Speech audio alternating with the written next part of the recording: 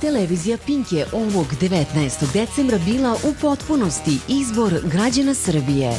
Sa udelom od 22,48% naš program je ubedljivo bio najgledaniji među komercijalnim emiterima.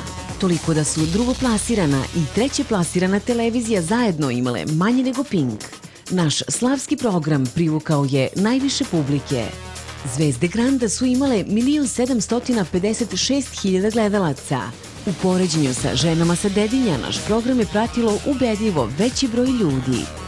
Usledio je veseli Amidži show kojeg je po istraživanjima pratila svaka treća kuća u Srbiji.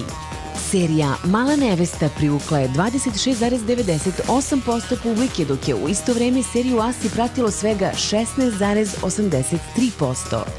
Naš nacionalni dnevnik je i juče bila jedna od dve najgledanije informativne emisije u Srbiji sa udelom od 28%. Seriju Nasleđe jedne dame i sinoć je pratilo preko 1.000.000 gledalaca.